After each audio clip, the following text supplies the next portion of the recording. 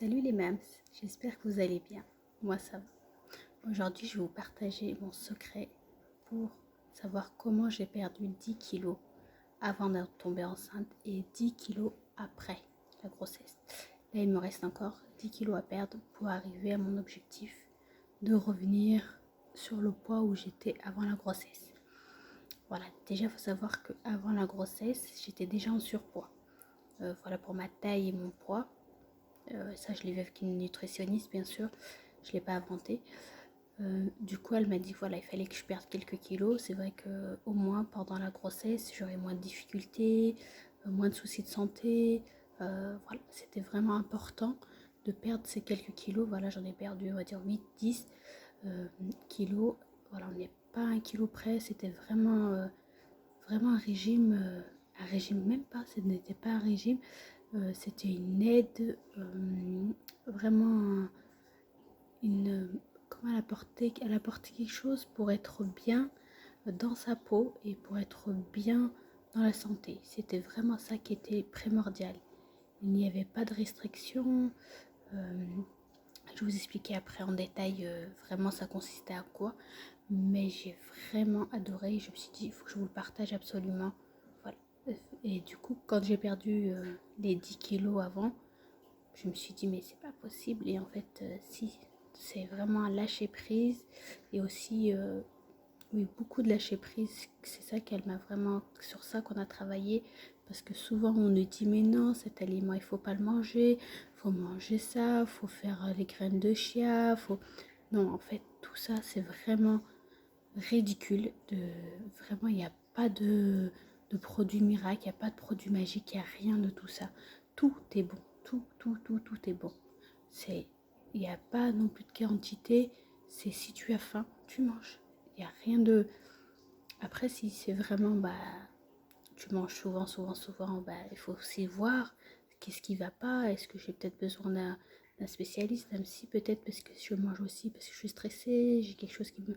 Et peut-être en discutant, en travaillant, on arriverait à compenser cette chose qui nous fait défaut, entre guillemets, par la parole, par trouver d'autres solutions, le sport, la méditation, quelque chose qui nous fait du bien.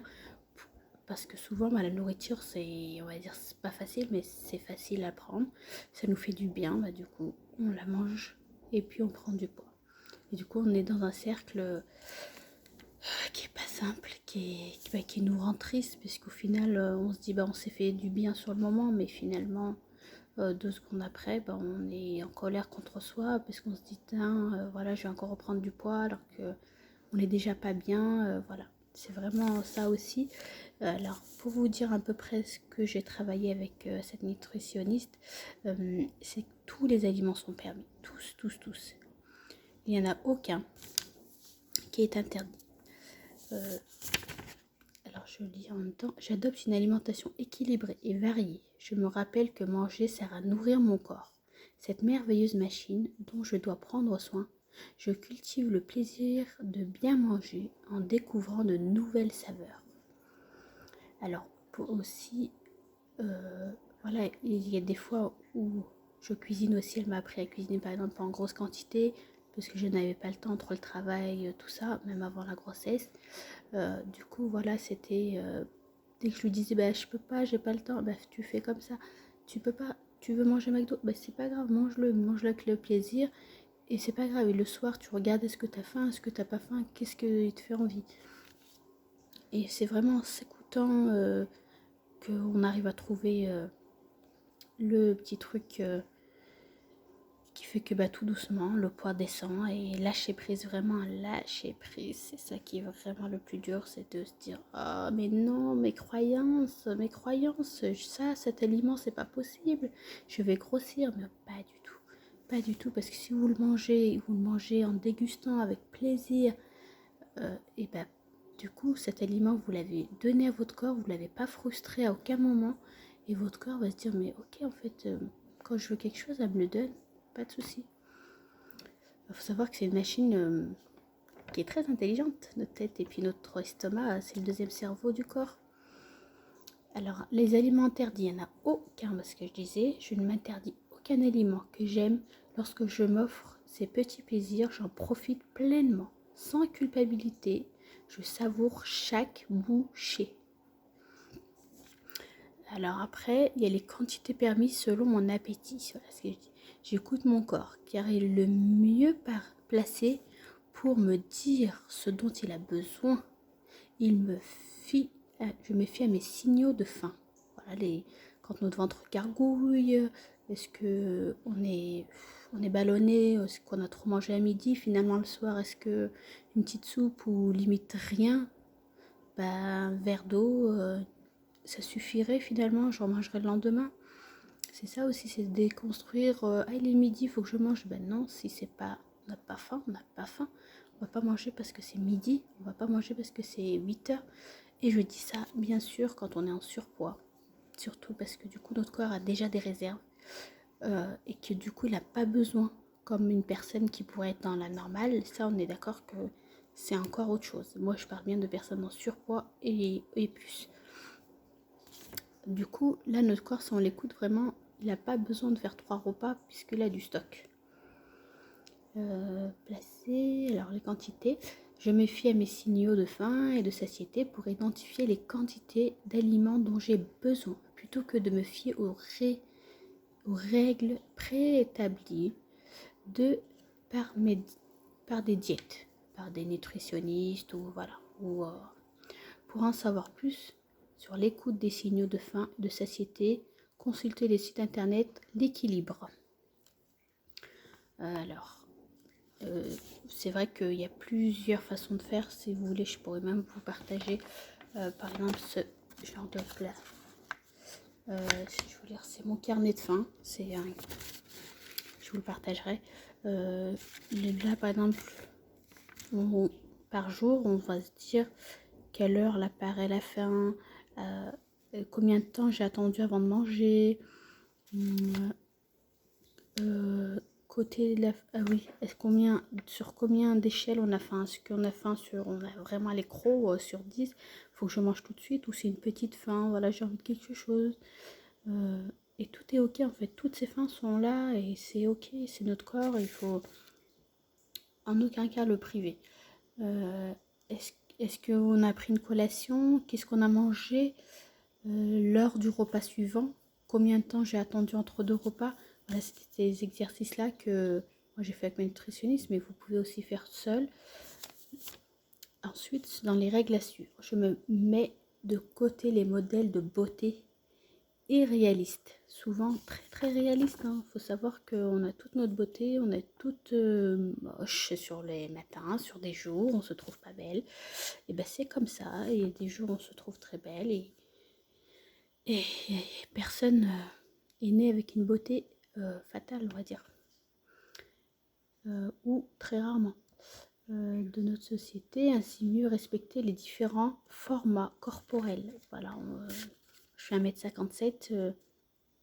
Voilà, c'est vrai que tant plus. Je me disais, mais non, les mannequins, celles qui sont à la télé, elles font elles font 1m70. Voilà, c'est des grandes. En fait, pas du tout. Déjà, quand je regardais Eva Longoria, elle doit être pas plus. Et c'est une beauté fatale. Et elle est magnifique. Et on pourrait se dire, waouh, elle doit faire au moins 1m70. Et pas du tout. Elle a aussi ses défauts, elle a aussi ses qualités. Et c'est vraiment ça le plus important. Alors, je passe moins de temps à me préoccuper de mon apparence davantage et de me faire plaisir. Je reconnais mes qualités et mes talents et les apprécie et je donne la chance aux autres de les découvrir. Je cesse de faire ou d'accepter des commentaires désobligeants sur mon corps. Alors ça, c'est quelque chose. Moi, je faisais, quand j'ai accouché, et même avant, je faisais toujours des commentaires désobligeants. Et donc, j'avais un retour des commentaires désobligeants de mon entourage. Alors le jour où j'ai accepté ce corps et de me dire, ok, tu viens de faire un enfant, et même avant, tu es comme tu es, voilà. J'avais de la chance déjà d'avoir la santé, c'était le principal. Après, voilà, le poids, c'est sûr que quand on en fait une fixette, on en fait une fixette. On ne peut rien faire d'autre. Je relègue les diètes aux oubliettes. Ah oui, stop. Vraiment, aucun régime. Voilà, c'est stop les régimes. Je renoue avec le plaisir de manger sainement. Voilà, on mange des choses qui nous font plaisir, mais sain. C'est pas une quiche. Je sais que j'adorais ça. Une purée de pommes de terre, une purée de carottes. Voilà, on essaye de faire des choses qu'on aime. Il ne faut pas se faire des haricots à l'eau parce que faut que je m'écrive. Non, c'est des choses saines. Et puis si on les mange avec faim, à aucun moment on va prendre du poids. Je fais de l'activité physique pour le plaisir. Alors moi, par exemple, la première année après l'accouchement, je n'ai rien fait. J'ai fait juste de la marche. Et encore, j'ai pris du poids même après la grossesse. Parce que mentalement, ça allait pas du tout. Et j'étais vraiment bloquée en me disant, waouh, faut pas que je mange, faut pas que je mange ça, faut pas que... Et en fait, il y a aussi le mental. Hein. Faut régler aussi les soucis qui vont pas au niveau mental. Puisque sinon, ça n'ira pas. Ça va de pair, quoi. Au moment où tout allait mieux dans la tête, et ben j'ai pu tout de suite voir que le poids descendait en mangeant mieux. Et puis j'ai repris aussi le sport, la piscine, une fois par semaine. Et pour l'instant, j'ai perdu 10 kilos environ en 6 ou 8 mois. Voilà, c'est vraiment très peu, c'est pas beaucoup, ça doit faire 1,5 kg par mois, mais c'est suffisant au fur et à mesure. Voilà, je suis patiente. Ça viendra quand ça viendra. On n'est pas pressé. J'ai confiance en mes capacités. Voilà ce que je viens de dire juste avant. C'est vraiment d'avoir confiance en soi et se dire pas de soucis. Mon corps, je te mets pas la diète, je te mets pas dans des états ou dans des situations pas agréables. On fait une équipe et on va doucement. On va y arriver. Alors le résultat que j'attendais, c'était d'éprouver du plaisir en mangeant et à bouger. Voilà. J'adore la piscine et ben je le fais avec plaisir. Du coup, c'est ok. Je mange des quiches ou une purée de carottes et pommes de terre, j'adore, c'est ok. Et en même temps, c'est presque ça. Avoir du plaisir à être moi-même. Voilà, je suis comme je suis, pardon, je suis comme je suis, voilà, avec mes qualités et mes défauts. Je ne vais pas être parfaite, je ne ferai pas 50 kilos, c'est comme ça. Et puis, il y a des poids que je pourrais pas redescendre et c'est ok, avec mon âge, avec ma taille, il y a plein de choses à prendre aussi en considération. Et, et puis, c'est ok, quoi. Tant que je fais de mon mieux pour arriver à être en santé, c'est déjà très bien. Je me sens bien avec les autres. Je ne culpabilise pas, je me dis pas, ils vont dire que je suis grosse ou... On s'en fout. Complètement, on s'en fout. Et puis quand nous, on se sent bien, on le reflète sur les autres aussi. On le reflète, ils se disent, ouais, elle a du poids en plus. Mais je vois que ça la dérange pas, elle s'habille bien, elle s'apprête, elle met des petites tenues, elle met des jolies robes qui la mettent en valeur. Et puis même avec mes rondeurs, je m'en fiche, je suis comme je suis. Mais quand on est dans un état où on n'est pas bien, on est refermé, puis même notre corps, ça se ressent sur l'autre. Du coup, bah, ils vont peut-être nous dire des petites choses qui vont pas nous, qui vont nous piquer, puisque inconsciemment, elle veut aller toucher nos failles, mais sans qu'ils s'en rendent compte, c'est nous, c'est des blessures qu'on a à l'intérieur de nous. Du coup, c'est à nous de travailler, de se dire, bah, si moi je m'aime, le reste, je m'en fous. C'est vraiment le plus important. Développer mon potentiel de santé afin de profiter le plus pleinement possible de la vie. C'est vraiment ça. C'est vraiment le plus... c'est d'avoir la santé et de pouvoir profiter de la vie. C'est ça qui fait que... Parce que quand, par exemple, moi j'avais les 20 kilos, je voyais très bien que chaque effort était difficile et que ça n'était pas faisable dans le temps avec un bébé. Puis pour sortir, pour reprendre mon sport, pour faire du vélo, je voyais bien que ces 20 kilos étaient de trop. Que c'était même pas genre c'était un lobby. Non, il fallait que je perde du poids pour reprendre une vie classique sans m'essouffler, sans... Et là voilà, j'ai encore 10 kilos, je le sens encore, hein, c'est pas encore tout à fait fini, mais je m'accepte, je dis ok, c'est comme ça, prends le temps. Peut-être dans 6 mois, dans un an, tu les auras perdus. Mais pas de souci, prends le temps qu'il faudra. C'est vraiment ça. Oui, c'est vraiment ça, je pense. Voilà les filles, en tout cas, si je peux vous aider, ce sera avec grand plaisir. Ne vous mettez pas trop de pression, voilà, cool, et il n'y a pas de raison, vous pouvez y arriver aussi, tout le monde est capable. Je vous fais des gros bisous, je vous dis à bientôt, et puis prenez soin de vous, soyez douce avec vous-même, et il faut savoir que c'est à partir de la première année que j'ai commencé à maigrir après l'accouchement. Toute la première année, je n'ai rien perdu, voire pris des kilos. Voilà, le corps, des fois, il met plus ou moins de temps. C'est pas en accouchant qu'on claque des doigts et qu'on arrive à avoir un corps. Ça arrive, j'ai des copines où ça arrive. Mais c'est leur métabolisme qui est déjà de base, qui brûle de base. Voilà. Ce n'est pas mon cas. Et c'est ok. Voilà. On ne se compare pas aux autres, c'est ça aussi. On ne se compare pas aux autres. On est comme on est, avec notre corps, et c'est ça qu'il faut voir. Comment notre corps brûle, de combien il a besoin, de combien. Et puis tout doucement, ça va se faire. Prenez soin de vous, soyez douce avec vous, surtout après avoir accouché.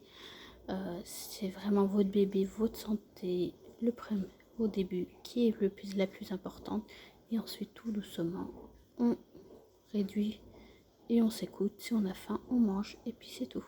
Et puis tout doucement, vous verrez que ça rentrera dans l'ordre. Je l'espère pour vous. Et sinon, n'hésitez pas aussi à prendre une nutritionniste, une personne si vous avez besoin de pouvoir débloquer des choses. C'est ce que j'ai réussi à faire et du coup, franchement, je remercie infiniment cette personne pour ça. Salut, à la prochaine les mams.